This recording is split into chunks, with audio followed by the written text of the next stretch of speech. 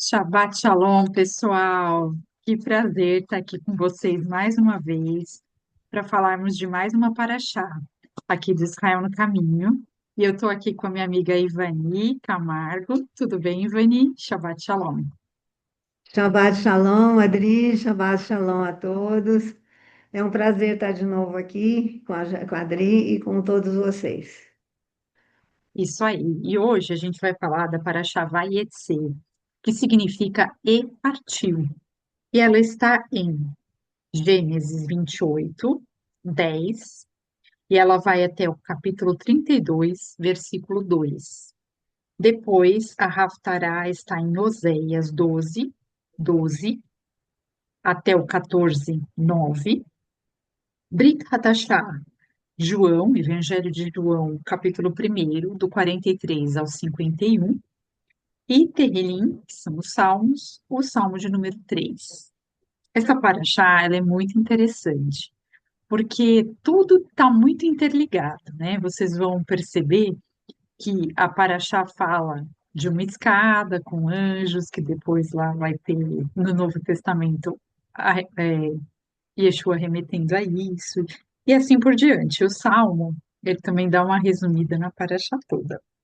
Mas, assim, o que eu achei muito interessante, ela começa falando de um sonho que Jacó teve, onde Deus mostra para ele uma escada com anjos subindo e descendo.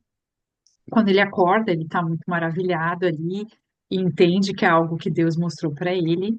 E aí ele louva a Deus, faz um altar ali e, e serve ao Senhor ali naquele local. E ele estava no caminho, né? Porque ele tinha saído da terra dele, da parentela dele. Aí ele resolveu deitar em cima de uma pedra, né? Fez ali da pedra o seu travesseiro e tem esse sonho aí super impactante, né? E e eu achei interessante no capítulo 28, o versículo 15, que eu até gostaria de ler para vocês.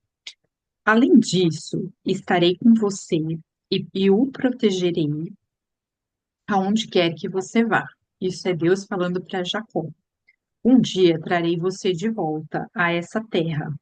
Ou seja, então Deus prometeu que estaria com ele e Deus prometeu que traria ele de volta para a terra dele. Primeiro sai da tua terra, da tua parentela e vai, né? E partiu. Mas Deus promete que ele voltaria. E não o deixarei enquanto não tiver terminado de lhe dar tudo o que prometi. Tanto é que quando a gente fez a divisão dessa paraxá, o nome, o resumo que a gente colocou seria que é a promessa confirmada. Por quê? Porque Deus promete que não abandonaria Jacó. E vocês vão ver no relato dessa paraxá que Deus não abandona. Até a Ivani vai falar um pouquinho sobre isso, que muitas vezes o Labão tentou, que era o sogro dele, tentou prejudicá-lo, mas Deus fazia mudar e abençoava mais ainda Jacó. E, e Deus não abandonou ele em nenhum momento, né? Jacó foi seguindo o caminho dele e Deus cuidou dele. Por quê? Porque Jacó foi fiel, foi obediente a Deus. Jacó não tinha idolatrias. Jacó não teve artimanhas ali, né? Assim, muito interessante também foi assim que Jacó amava muito Raquel, né? E aí ele serviu 7 anos esperando a Raquel e aquilo não foi pesado para ele. E o que que mostra isso? Quando a gente faz algo com amor para Deus e no caminho dele, né? A gente não vê peso naquilo, né? Fica uma coisa leve, né, Ivani? Que você tem para contar um pouquinho aí para gente? Verdade, é verdade, né? Raquel, o Jacó esperou 7 anos pela Raquel. Ainda bem que você me lembrou que ele não esperou mais 7 pela Lia, né? Aliás, esperou 7 anos e o pai, o Labão, deu a Lia. E daí ainda bem que ele não teve que esperar mais 7 anos pela Raquel. Ele só esperou mais uma semana. Mas então isso é mesmo para dizer que que Deus continua sustentando Jacó mesmo nessas situações de nessas situações difíceis que ele passou, né? Porque ele foi explorado pelo Labão por 20 anos, com salário, cada vez que acontecia alguma coisa, mudava o salário dele, o trabalho era duro e cansativo, mas Jacó continuava construindo altares para Deus. Ele orava, ele buscava Deus, né? E mesmo assim, quando Deus promete as coisas, não quer dizer que não vai ter problema, né? Sempre aparecem algumas coisas e que aí faz com que a gente até busque mais a Deus. E Jacó saiu muito mais forte, muito mais amadurecido de todas essas coisas, até com uma nova identidade depois, né? No final, quando ele sobe lá e Deus muda o nome dele de Israel, de Jacó para Israel. Então, assim, o cuidado de Deus não exclui sofrimento, mas ele caminha com a gente, ele não abandona e transforma, né, as coisas ruins em bênção mesmo para a É gente. verdade.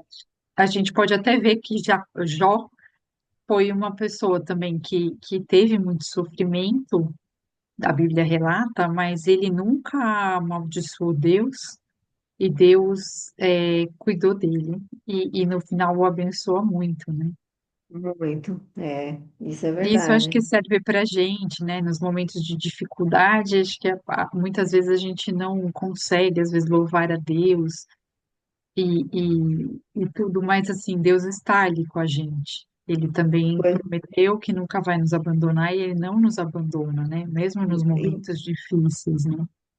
É verdade. E isso, além disso, assim, realmente Deus não abandona. E é Ele que vem procurar a gente, né? Ele sabe que a gente está sofrendo, a gente até ora e pede ajuda e tal, tudo, mas Deus não espera só que a gente busque Ele, Ele vem ao encontro, né?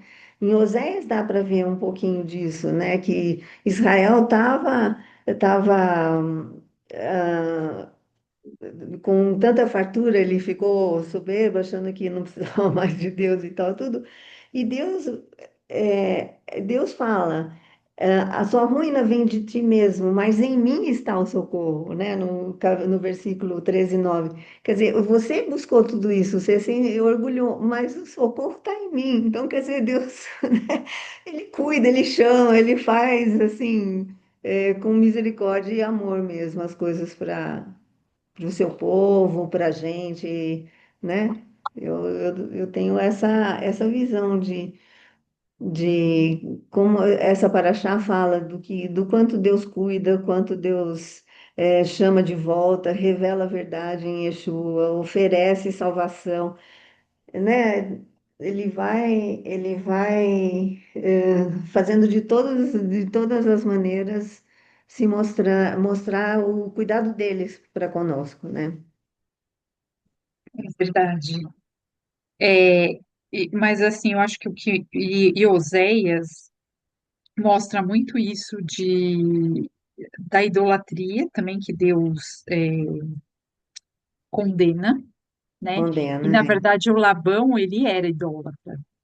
Pois E a é. Raquel, ela escondeu os ídolos, mas assim, a gente não sabe se ela escondeu para depois jogar eles fora, roubou para isso, porque na verdade ela estava com Jacó, que era obediente, né? Então pode ser também que ela tenha feito isso para que o pai ficasse sem ter o que idolatrar, né?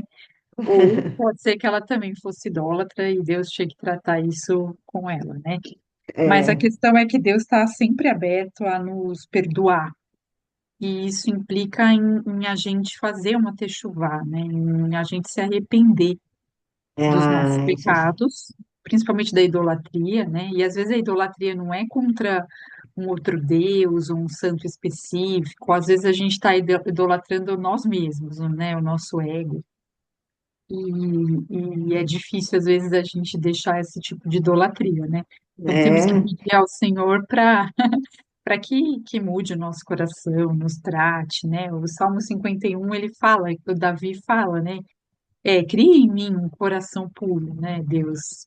Porque é esse coração que Deus quer. Ele sabe que a gente vai errar? Vai. Jacó errou, errou, Raquel errou, errou, Labão errou, Abraão errou, Moisés errou, sim. Os discípulos também pecaram, pecaram. O único que não Pecado. pecou foi Yeshua, né? Mas Foi a gente Exu. tem que tentar acertar o alvo, né?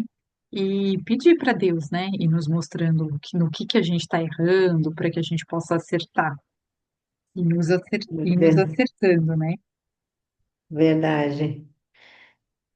E, e em João fala muito, e aí em João fala sobre a escada que Jacó viu, né? Ai, nossa, eu acho maravilhosa, é maravilhoso essa sincronia na Bíblia, tanto no, Sim, em tantos séculos antes e tantos anos, milênios antes, né? E aí no Novo Testamento, porque Jacó sonha com a escada com os anjos, né? Quando ele está sim. indo para lá.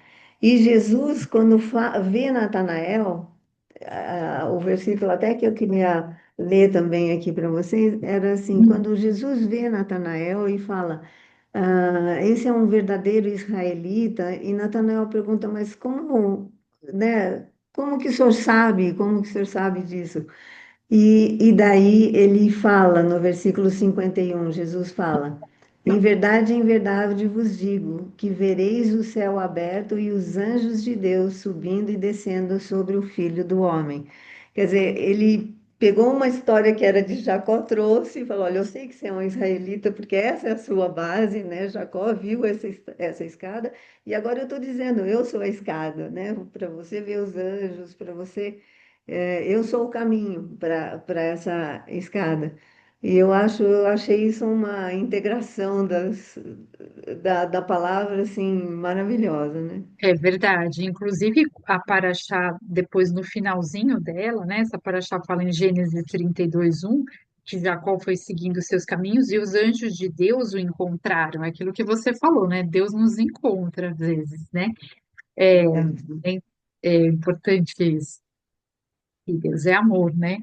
E acho que assim, esse o Salmo 3 ele finaliza muito tudo isso que a gente falou, porque, por exemplo, o versículo primeiro fala que tem se multiplicado os meus adversários, são muitos os que se levantam contra mim.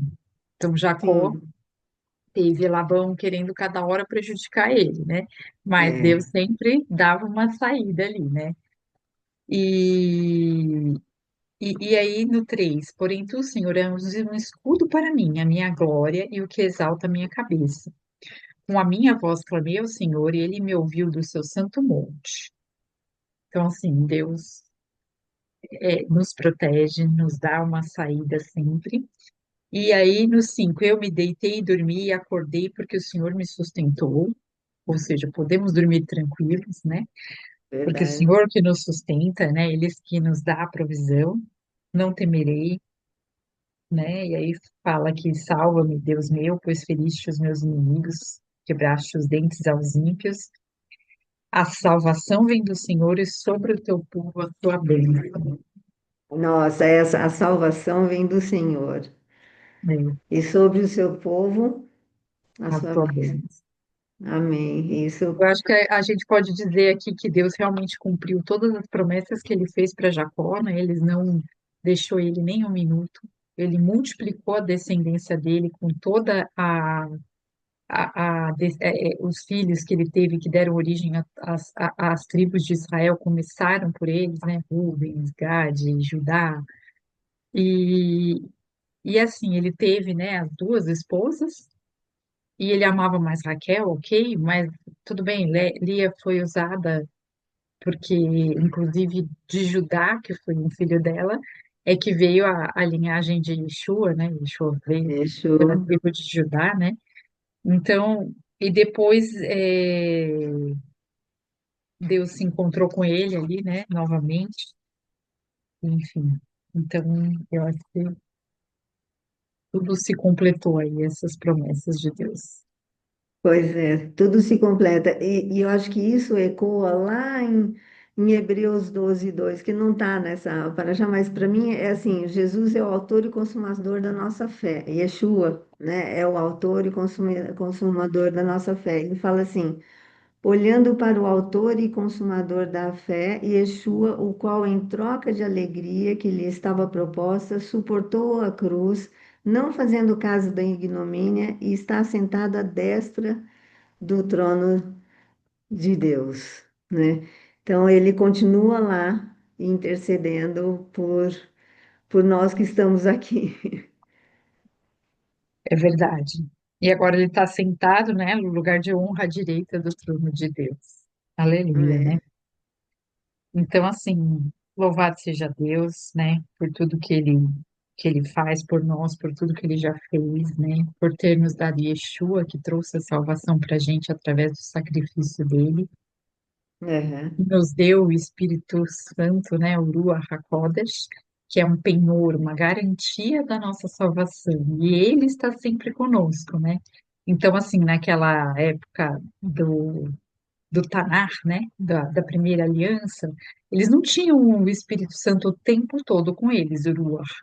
E hoje nós temos, né, essa oportunidade de termos o Ruach, que é mais uma prova dessa promessa de que ele nunca nos abandona, que ele mora nesse templo aqui nós, né?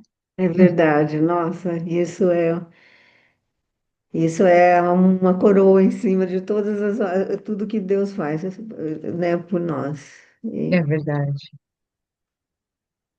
Então é isso, pessoal. Assim, a gente agradece a vocês, a gente espera que vocês leiam essa paraxá, que ela é muito especial, e busquem ao Senhor, porque esse, essa intimidade com Deus vai fazer vocês sentirem a presença do Senhor cada vez mais próximos. E a gente espera que vocês estejam gostando aqui das nossas gravações e que Deus abençoe vocês. Shabbat Shalom. Shabbat Shalom, É. Ivani. Shabbat Shalom a Shabbat todos. Shalom, Adri, Shabbat Shalom a todos.